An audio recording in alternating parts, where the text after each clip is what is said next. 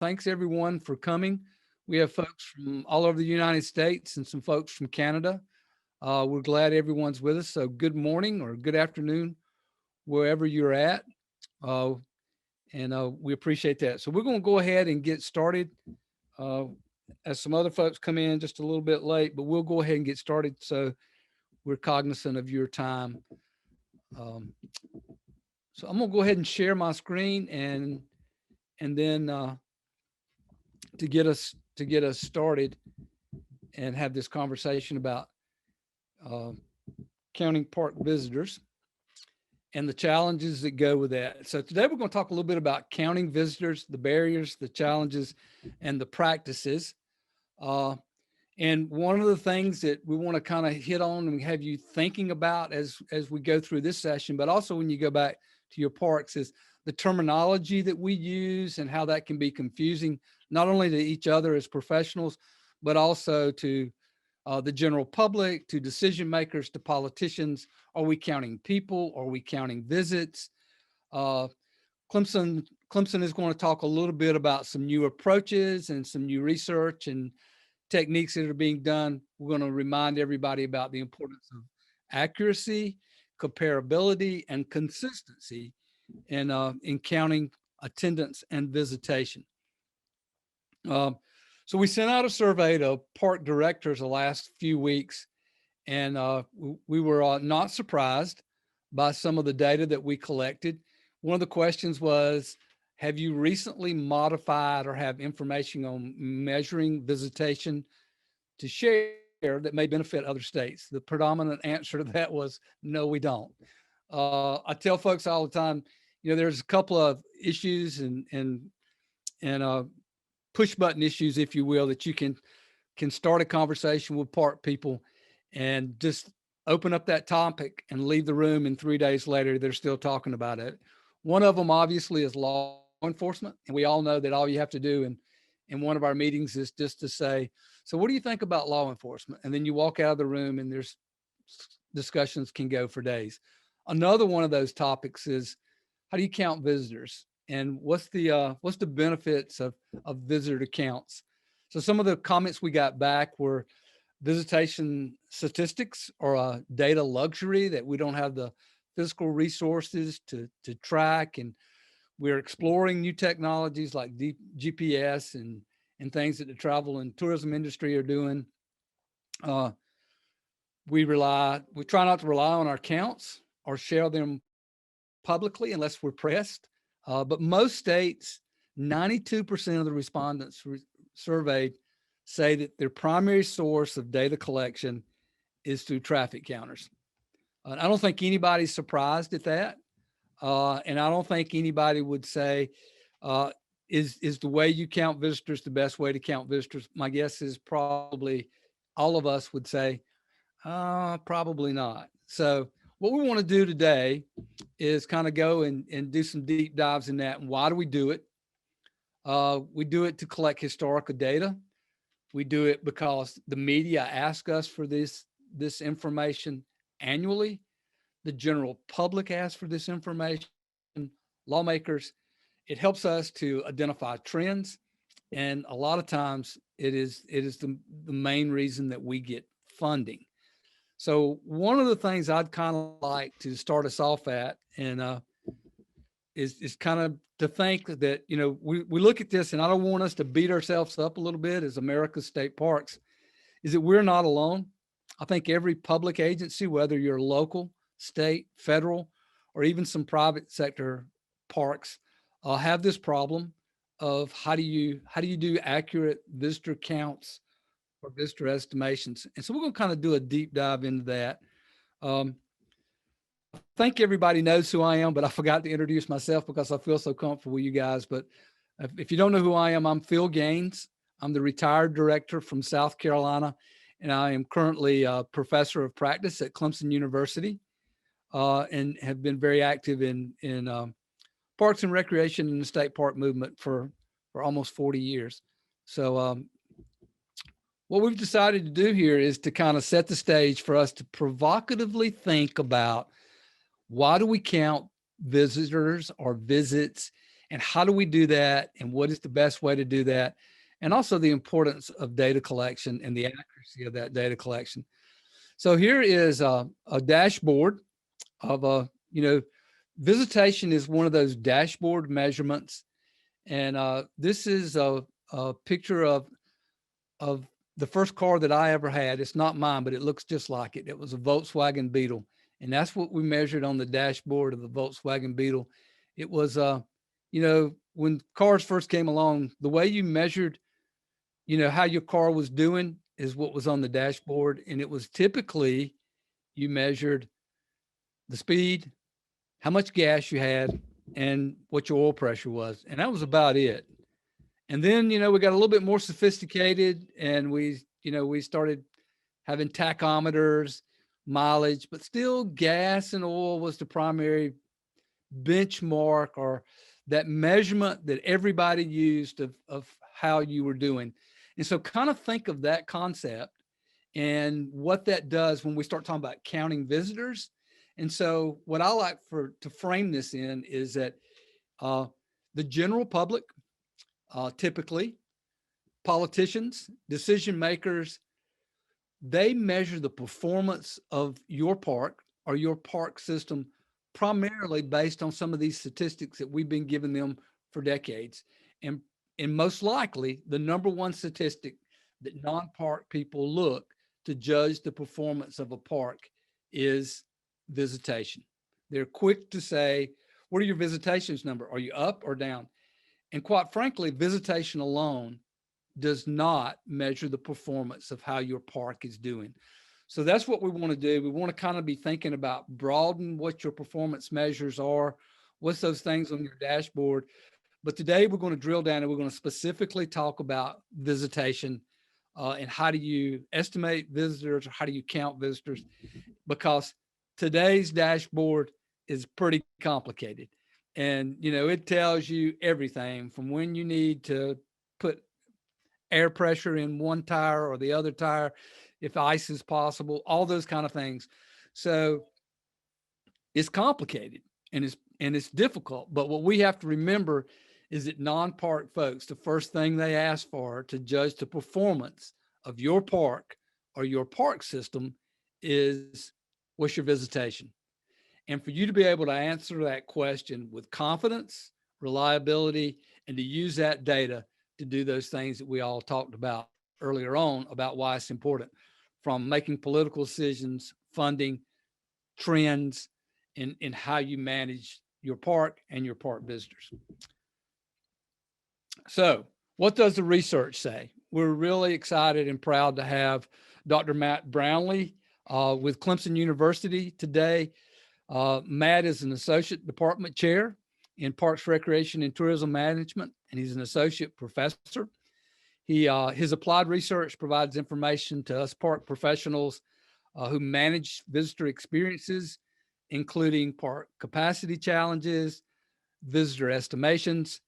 And Matt has worked with state park systems, the National Park Service, and various federal agencies for a number of years, doing really these deep dives of finding out best practices and some of the new terminology and new ways to be thinking about how do we estimate visitors and some of those current practices and opportunities to accurately count people who come to visit our parks.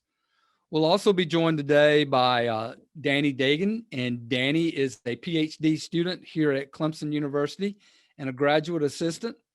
She will join Dr. Brownlee as they discuss their recent research on visitor estimations. So what I'm going to do is I'm going to stop sharing my screen and turn it over to Dr. Brownlee. And Matt, I'll let you take over from here, and then we'll regroup after Matt and Danny give us some insight. Excellent. Thank you, Phil. It's good to see some familiar faces out there, and I want to start out with a big thank you to the state park community for two things. One is allowing us to bring Phil back home here to Clemson University. We're just enjoying every minute we have with him. He's been a great addition. So thank you for that. And then also thanks for the work y'all are doing. I wouldn't be doing what I'm doing today without state parks. I grew up in Kentucky, and outside of tromping around in the Daniel Boone National Forest and the Clifty Wilderness area over there, my family went to state parks. That was a big thing for us. And that's where I grew up with a lot of those nature-based childhood memories. And that has led to where I am today. So thank you guys for that. What we hope to do today is we hope to provide some insight into what we'll refer to as visitor estimation. And we'll give you a formal definition for that here coming up. We want to provide some information on that by glimpsing into a recent study that we did with one of our federal land management agencies, and that's ongoing. The study, we're about halfway through it, I would say. But I want to show you some phase 1 results and some ideas about what we did. I'll present a few slides here at the beginning, and then Danny will jump in and talk more specifically about this recent study that we conducted. And then I'll wrap some things up at the end. We're not going to be the silver bullet today that solves all your issues for visitor estimation or counting visitors. But we do hope to provide enough fodder that there will be a good discussion and questions at the end of this. So please write those questions down. And as we go, when we get to the end, Phil will help us navigate through the questions and answers.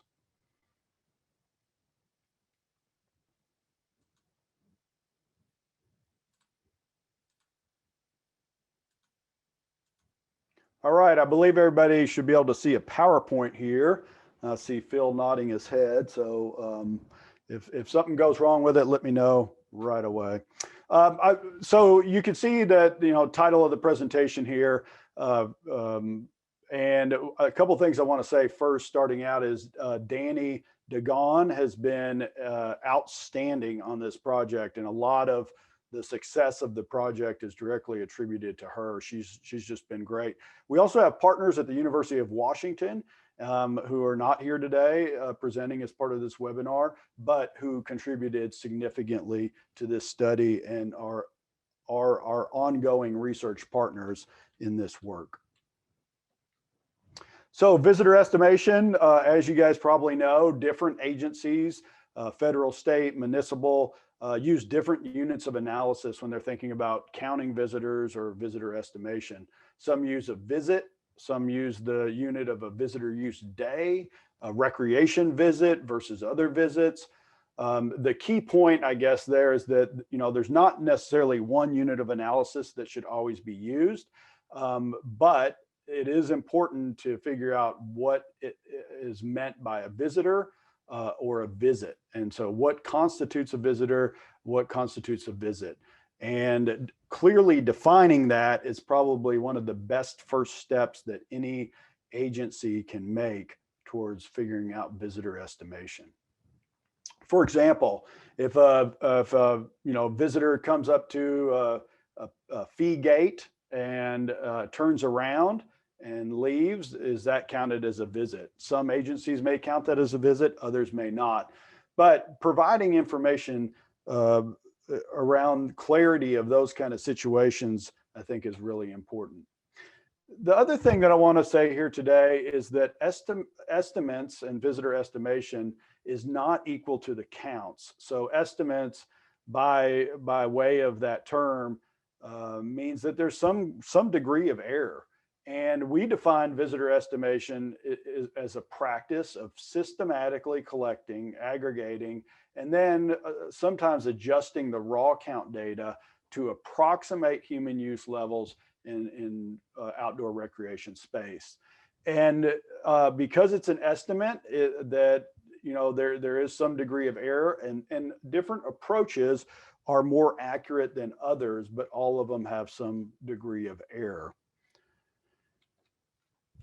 Some examples that y'all are probably quite familiar with, Phil mentioned pneumatic tubes or traffic counters, magnetometers, those kind of things that count cars coming in.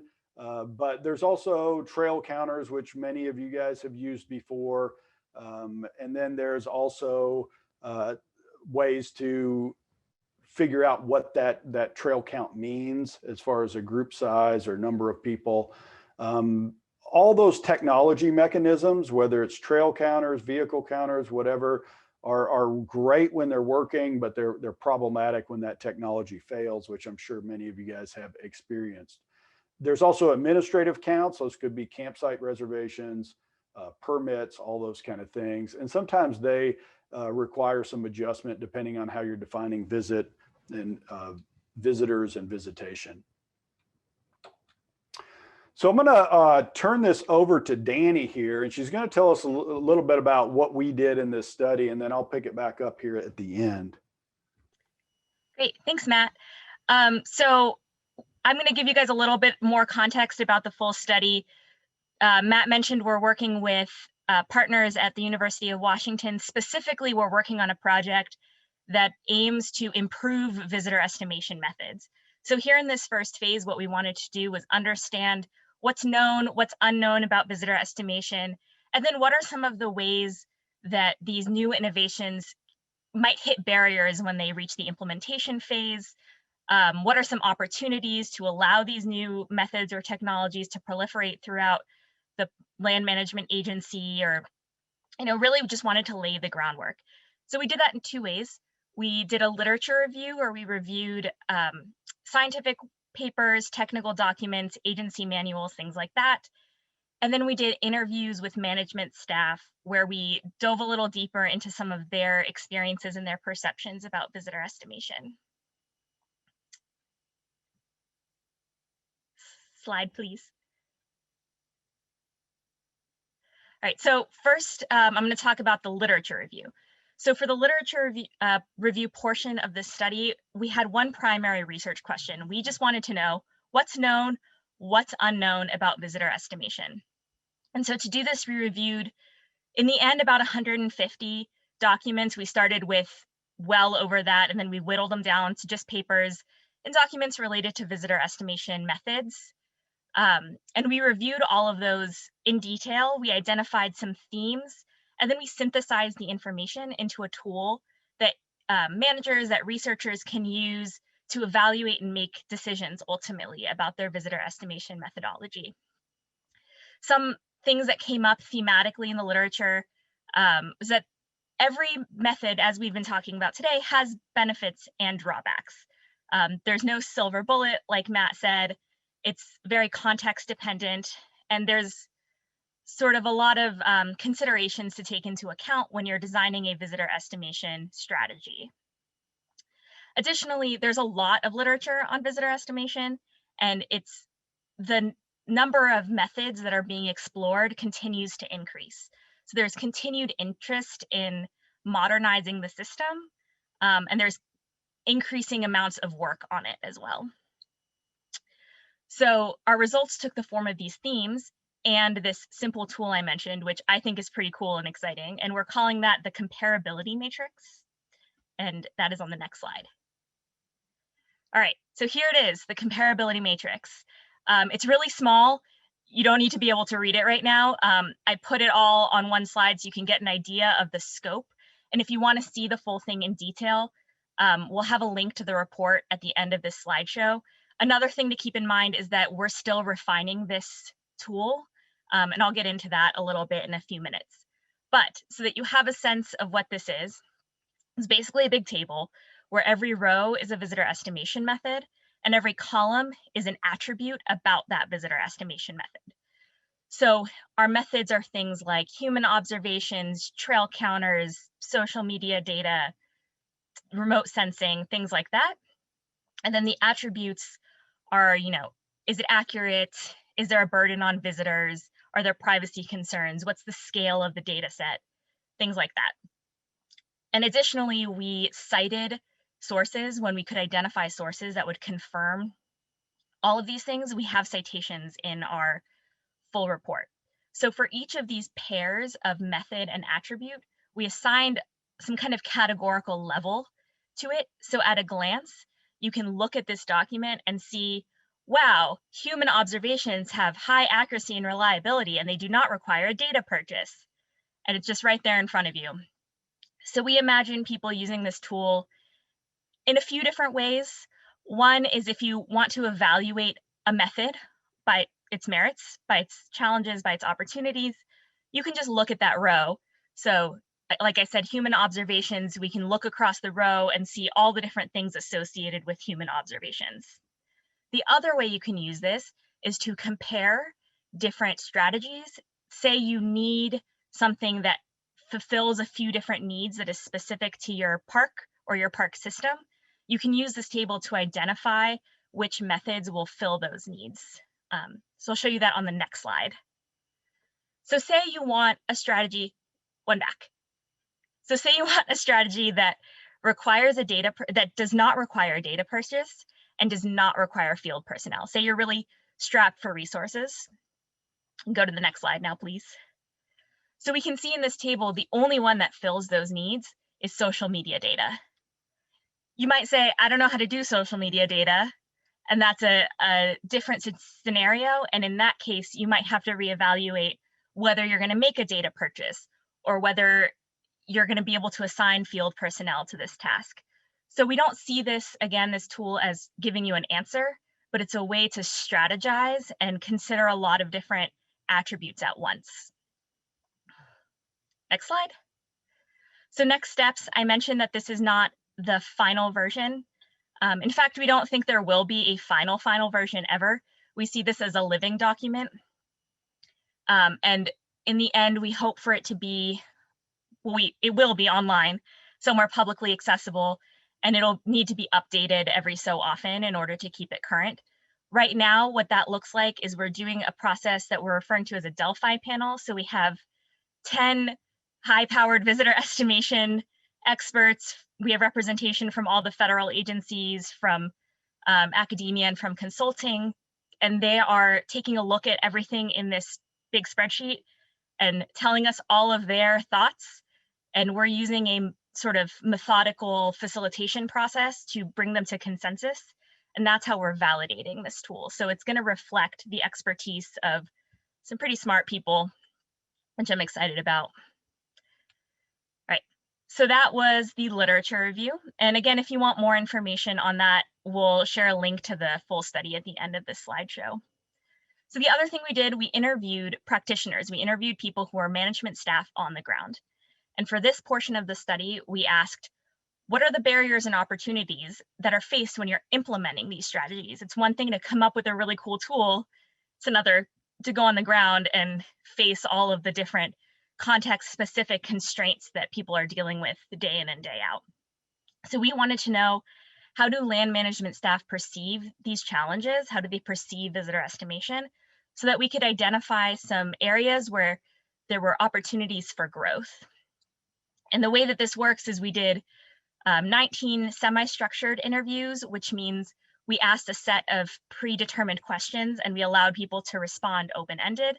We recorded those responses and then we analyzed what they said for some themes that came up in a lot of different contexts. And those are the themes that emerged that I'm going to describe right now. So the first 4 themes I think they're all pretty intuitive, but the first 4 themes are really directly tied to visitor estimation.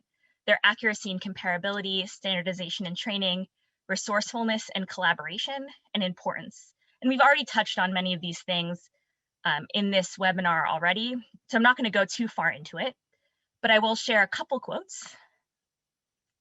So for example, someone said, we need visitation data to tell the story of our refuge, our agency, to tell the story of maintenance backlog, increasing visitation, the need for funding, when we're talking to headquarters, when we're talking to people on the Hill.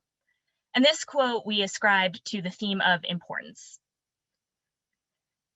And then there were 2 more themes on top of these 4 that sort of encapsulated them. So where things were resourceful and collaborative, and they were identifying importance, there is this organizational identity of pride. And for this, we saw it as a real opportunity to make improvements. The staff on the ground wanted to do better, and they felt proud of the quality of their work. On the other hand, they were also concerned about accuracy and whether they could train their staff. For example, someone said, when I'm looking at the region, I don't see us doing anything well. I just see us as individually doing the best we can. And so that was a quote about accuracy and comparability, but it also showed some of that concern. And finally, this will come as probably no surprise to anyone on this call. Resource availability, so staff and money, came up constantly. It was the theme of all themes. It had to do with everything, which I think is probably obvious to you, but I'll describe it a little bit. So people were concerned that they didn't have the resources to do this well, and they were concerned that the estimates were determining their resource allocations from the higher ups, and they didn't understand whether it was happening, but they were worried that if the counts were wrong, then it would somehow affect their staff and their money, and they felt uneasy about it. And again, this doesn't reflect the actual strategy that the agency was using to allocate resources, but it does reflect the way that the staff were feeling about their own accuracy and this sort of how's the other guy doing mentality. And again, for more quotes, you can see the full report. This link is going to stay up for the rest of the presentation. So if you want to see the full report, you can write it down or take a picture at any point for the next few slides. And I will hand it back to Matt for some takeaways. Thank you, Danny. And as you guys can see, Danny is very talented. And again, we're lucky to have her on the project. She's been a great asset. Okay, so what are some takeaways and recommendations then? Consistency is really important, but each context has some constraints, right? So you gotta balance that. The comparability matrix may help in finding that balance, but this element of consistency has multiple scales as well. So we think about consistency within a state, that all parks are capturing data in similar ways, although the context matters, but they're defining a visit in the same way, or they're defining visitor estimation in the same way. Those kind of elements of consistency are important. We can also think about consistency over time. So are the counts occurring at one park? The strategies employed, are they the same last year as they are this year? And could they be compared to counts 10 years ago? Or is there enough consistency there for that comparability to happen? And so consistency shows the trends and allows you to look at trends. And sometimes the trends are a lot more important than the exact number, because it shows growth or variation or whatever it may be. But the only way that can be detected is by consistency. Consider a visitor estimation handbook or training series if it does not already exist. Now, many states probably already have a handbook and a training series and a point person for visitor estimation. But what we're seeing repeatedly from other agencies and in the literature is that a handbook that helps people in the field understand what a visit is and how to go about with visitor estimation strategies, and having point people in the field and even at regional or state level really helps. Staff appreciate the transparency regarding how estimates are used. So we see that over and over again, that people out there setting up the counters or checking them every month or aggregating all that data together, they want to know it's being used and they want to know how it's being used. So communicating that is also really important. It takes money and staff time to do visitor estimation well. And I want to reassure you guys that even some agencies that are pretty well funded still struggle with visitor estimation when they have, I would think, more funds available to them than many of our state parks do. But they still struggle with this. So it doesn't solve all the issues. It's not that, influx of money and staff will solve all the visitor estimation issues there, but it does take resources to do it well. Here's the full report, and I'll direct you guys to that. There's also, there's a lot of information in there, and we're happy to answer questions following this webinar too. We want to be a resource for you guys.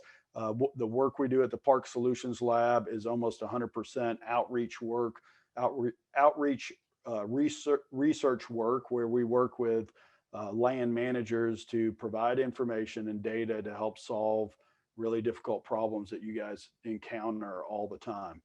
And I often think our work is pretty easy compared to the tough decisions many of you guys have to make. So I'm gonna stop there, and I'm gonna stop screen sharing, and I'll turn this over to Phil, and he can help us. He can facilitate questions and answers or discussions or wherever we're going from here.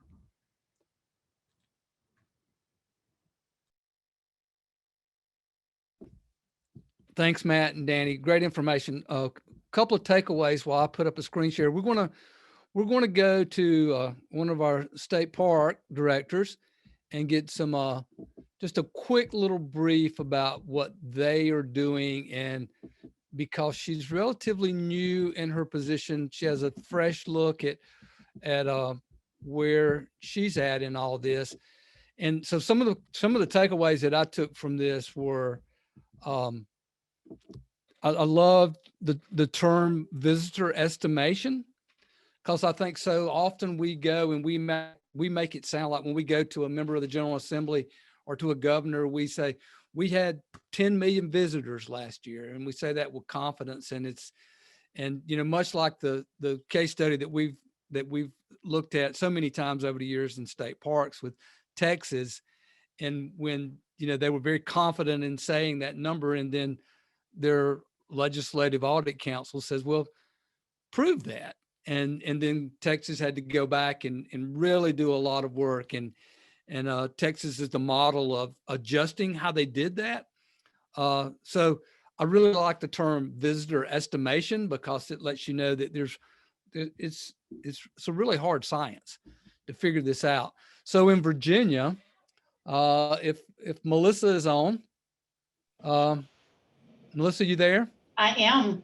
So Melissa is going to tell us a little bit about her wide awakening of moving to a state that has lots of visitation and trying to figure out how best to do that. And it'll be just kind of this point for us as in the States to be able to have this discussion, and then we'll go from here, and we'll have questions for that we'll open up to everybody, to Matt and Danny, and also anything that any questions, generally speaking, about how to do some things, and then we'll get some comments, and then we'll wrap up. So the director of the Commonwealth, Melissa, will you go through your little attendance methodology that you've learned in the last couple of years?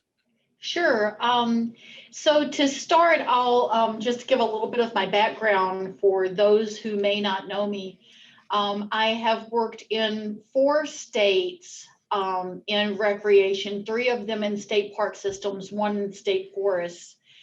And in my other states prior to Virginia, a lot of what we looked at was what we have traditionally come to know as our visitation methods, of take the traffic counter, find your multiplier, and work from there. So Phil, I think you've moved a slide on me. I did. I'm sorry. That's okay. I've got it up, but others might want to see it. I'm doing my so when best. I got to Virginia, I was really interested to learn that we have quite a complex way of estimating visitors. And I think it's highly defensible. It took me a little while to get my head around it, and I'll talk about some of the challenges of that whenever I get through talking through it. But I do think it's highly defensible, but it is more complex than any of the other states that I have worked in. So in Virginia, when we do our visitation estimate, which is a word that I'm going to start using, and I see Nancy on the phone, so Nancy's starting to already incorporate visitation estimate in her language too. Nancy's in charge of the visitation data in Virginia. So our methodology, we look at day use, but we also look at our overnight use. And so we've considered quite a few things into how we estimate our data. And the process that we used to get there is we did traffic studies at all parks, and this was before I got here. So a lot of good work happened before I got here. I'm not claiming the work as my own. It's a great team here that did that work. But we did traffic studies at all the parks to determine what a statewide multiplier would be. So at that point, we're at the type of visitation estimate that I was most familiar with. You take your traffic counts, you assume your multiplier, you may put some other things in there, but pretty straightforward. But the other thing we did is we wanted to understand what some of the traffic over those traffic counters were and how we might adjust for those. And so through visual inspection and survey instruments, we sought to understand how much of that traffic is our vendors going over our traffic counters. What about overnight guests and the number of times they come and go from the park, and how do we count them? Park vehicles and residents. So our folks live in parks and their families live in parks, so they come and go. And then our employees come and go from the parks for a variety of business needs. Understanding axle conversion factors for parks with traffic counters, and non-payment compliance and annual pass use for parks without traffic counters. So we do have some parks that don't have traffic counters. We approximate using annual pass sales, but we needed to understand what percentage of people who came into the park actually were not paying, so we could estimate. And so we went and we actually did visual inspections and came up with different complexity factors for each of our parks to look at what effects do each of these things have on individual parks. So each park has an algorithm for that park that incorporates these things. Now, fortunately for the parks, they don't have to go through that entire algorithm. We do have a database set up where they go in and they put in their day use and overnight numbers, but all of that is working in the background.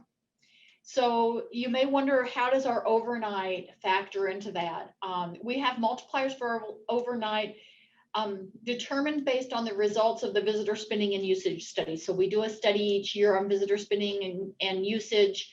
And we use the multipliers from that study of how many people were in a group to understand what group size we have for overnights, because group sizes for overnights are sometimes, and we expected them to be somewhat different from day use visitors.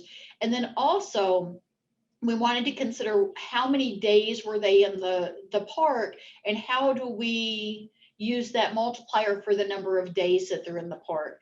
And so the way we do that is we count the number of occupied nights, but then we have to do a additional adjustment for that last day. So you come in on a Friday, you say Friday night, Saturday night, you check out on Sunday. If we only looked at the overnight days, so Friday, Saturday, we would miss that Sunday count. And so we also count, and this is something that we've recently revised, we also count checkout days. And so parks use a workbook with multipliers and variables preloaded. So staff enter the raw numbers and the calculations are made automatically. What you might not be surprised to hear is that when you have this much complexity in your model, you have a lot of places where things can go wrong, and it's hard to go back and check data. And then another thing that we found in Virginia is that one missing piece we had is ownership for checking and cleaning data to make sure that as data was going in, that it passed the smell test. The numbers that came up make sense. We've all seen it where we have fat fingered the keyboard and we've got an extra digit in our numbers that we shouldn't have, and we're actually just cleaned some of that up. And so we've just finished a process where we manually went through, we couldn't go back and check our traffic counter data. We had to trust what the traffic counter data was, but we had to go back and manually check all of our campground, cabin, and yurt data, because some of our numbers just weren't quite right. So we went back 2 years, which is how long we've been using this model, and verified all of that data to make sure that our data was clean according to our model. Is this the the right way to do it. I very much agree with what was said earlier. There's not one right way to do it. Some consistency across the state park systems would be really, really valuable. This is a defensible way, I believe. I could stand before the legislature and talk through the way we calculate our data, and I could defend what that was. And when we went to this new system, our numbers did go down. So we had to make that explanation of we revised our process, and our numbers did go down whenever we switched it. So it's defensible, but it's highly complex. And so there's challenges when you have that complex of a system. And with that, I'll turn it back to Phil. Thank you, Melissa, and good stuff from the state of Virginia. So we'll take a few minutes to have some discussion and some questions. And I'm reading the chat, Matt, and I'm gonna go ahead and throw that out there since some folks are working remote and even in their vehicles and listening to the webinar. So Ann had a comment from Ontario Parks about the big data approach. Will you kind of just tell us a little bit, what is big data approach, Matt? Yeah, great. Ann, I think that question is probably of interest to a lot of people. So I'm glad you put it in the chat. Big data, so the availability of data and the size of the data has grown dramatically in the last decade. And there, for about 10 years now in the research community or so, there has been a number of investigations to try to figure out how you can use social media posts, Instagram, Facebook, all those kind of things, Twitter, to approximate visitation. And so there's been studies where the data is collected out in the field very accurately, and then it's matched up against social media. There's conversion factors similar to what Melissa was talking about, group size and people per car. There's similar conversion factors associated with social media posts, how many people one post might represent, those kind of things. And the literature is pretty conclusive that you can use social media if you do it correctly to estimate visitation at parks and protected areas. Other things also come into that other than social media data, things like Flickr posts, which actually give you the location where the photograph was taken as well. And so there's a number of useful components of that big data. Recently, in the last 5 years, we've started to use anonymized GPS data from cell phones and from vehicle GPSs that gets uploaded, huge data sets and is sold to third-party providers. And then jokers like me and other researchers show up and buy a block of that data. We don't know who it is. We can't track it back to people's home locations or anything like that, but we may provide a shapefile of a park and ask to buy data for that park within a certain time period. And then we can analyze it temporally by time. We can also do it by space and figure out and use that for visitor estimation. So it's a kind of a complicated world of the big data. There needs to be some computer scientists and others involved, but I think we're going to be moving into an arena here in the next decade where those kind of approaches become commonplace and more accessible to parks and park managers. Very good. Thank you, Ann, for that question. Does anybody else have any questions, comments, or discussion, or something that you'd like to throw out to the group to talk about this really complex issue of I don't want to call it an issue, but it's really complex dynamic that we use that what everybody sees is how you judge the performance of our park systems.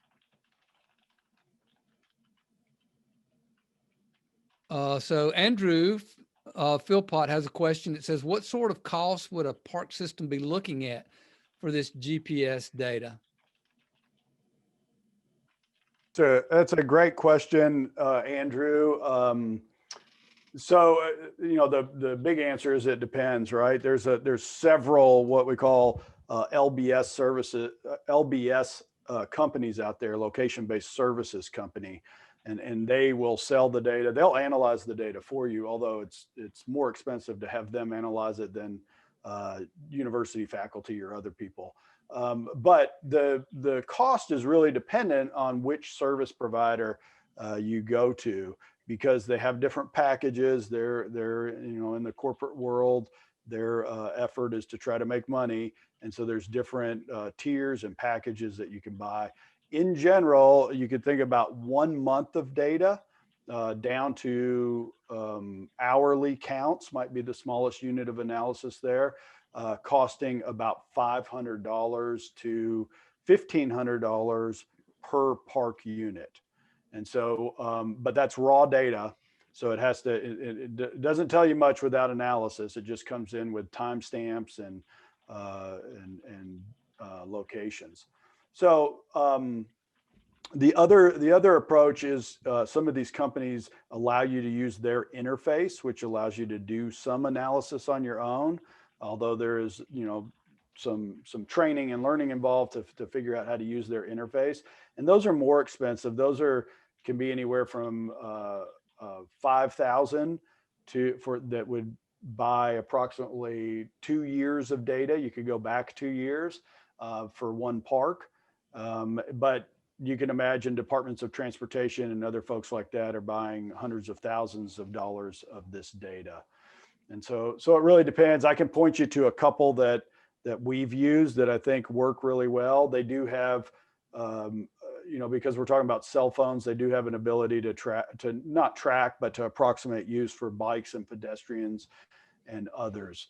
So Matt, this is a question just from an old dumb park ranger here that would be thinking about how to make this thing go. Is there a way that I could buy pieces of data if my budget doesn't allow me to buy big blocks? I could target, like I'd like to have certain weekends or a month in the spring, a month in the summer, a month in the fall, and then have people smarter than me that could do an analysis of that could help me to validate my method of estimation.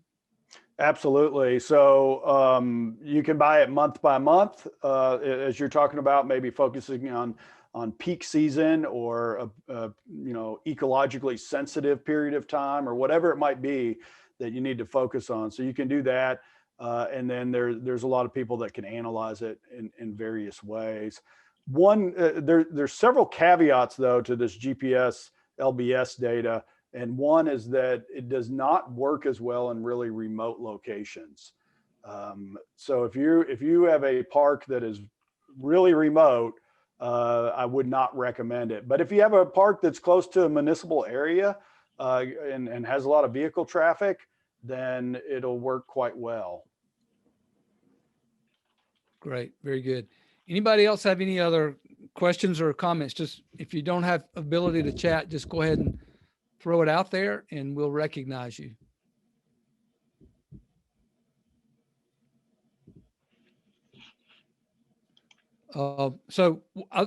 Matt, I think it would be great if maybe you could send me some of those people who do that kind of good stuff, and then lots of universities like Clemson that do this and analyze this stuff in partnerships to help build that foundation that kind of defends how we do that.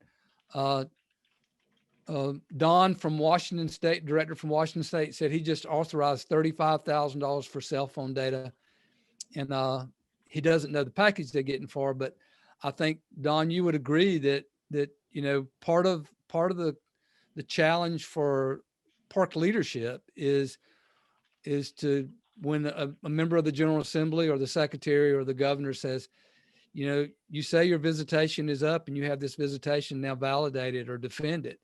And this certainly helps you do that. Absolutely. Yeah.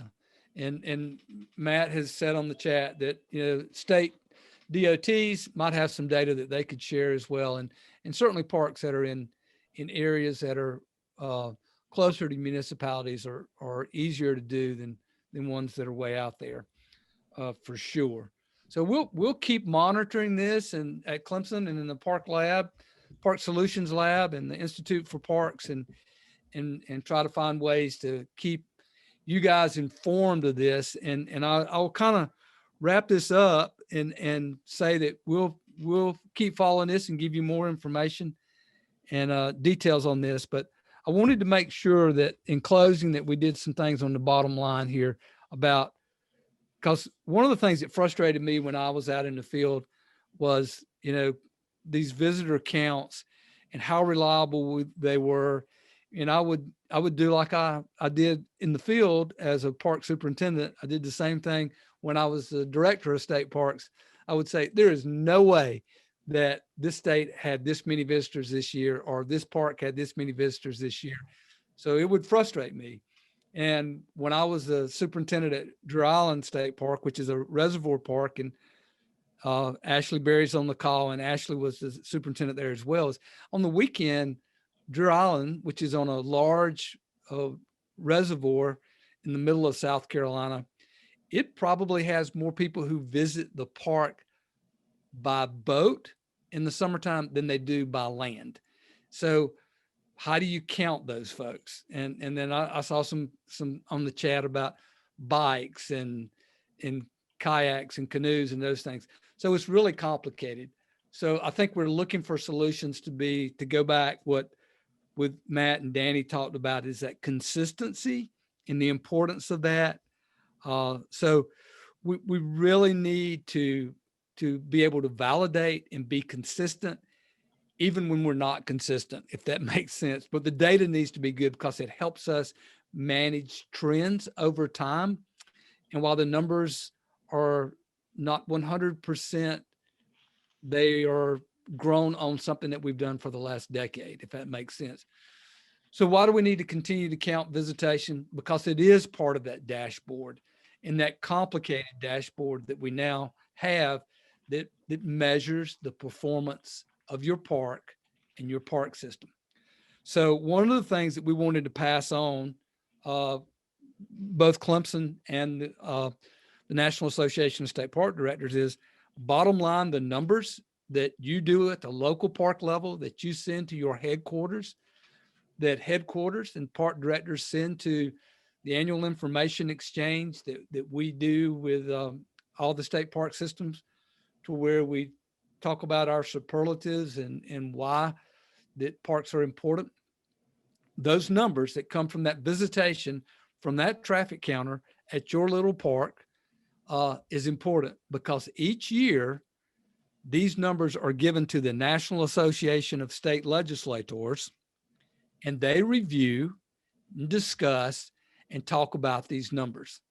And they routinely look at those visitation numbers and compare them to other states. So I think what Melissa said was really important, that if there's somehow collectively as America's state parks, we start thinking about, this, not necessarily a formula, because it's really individual. It needs to be individually based on the dynamics of that park. But here's some certain things that we all agree upon in America's state parks, of the importance of why we count and how we count. And if it even starts with, some of our terminology like visitor estimations, and what we're counting are people, or what we're counting are visits, and those kind of things. I think it's a really good start and a really good beginning. But it is critically important that you be able to have what everybody, whether it's right or wrong, what everybody looks at, the first thing they look at to judge the performance of your park or your park system. So I hope this has been helpful today. We'll continue to monitor this, and as things change, we'll look into seeing if we need to update, and we'll get you information out. And we'll continue to do that. One quick thing I wanted to do is wanted to give you greetings from Louis Lefford, the Executive Director, NASPD. Louis sends his regrets. He couldn't be here with us today. Louis had a medical procedure done last week. He's doing well. He's recovering, and he's at home, but he thought he'd sit this one out to work on his recovery, but he's doing good. But he wanted to send everybody his regards. And we'll be working on our next webinar and would love to hear some feedback from all of you guys of what you're interested in and what you'd like to see us look into, to have discussions and find some experts to talk about the issues and the opportunities that are facing America's state parks. You have my contact information on this slide, and Lewis can be reached with the NASPD website. But if you'll give us a shout or shoot us an email, and we'll try to address some of the things that you think we need to be looking at for the future of America's state parks. So I'm gonna check my chat one more time, and then we'll, if nobody has anything else, we'll head out. Thanks for all the states that participated. Thanks for park directors, park managers, state park leadership, school alumni, and our friends from Canada. Thank y'all for being with us. It really makes this really good when we get some engagement. And the goal is to provoke thought about, when we leave here, how to make your lives easier in managing America's greatest treasures and Canada's greatest treasures as well. So stay safe, stay well, stay in touch. On behalf of NASPD and Clemson University, thank y'all for attending, and have a great week.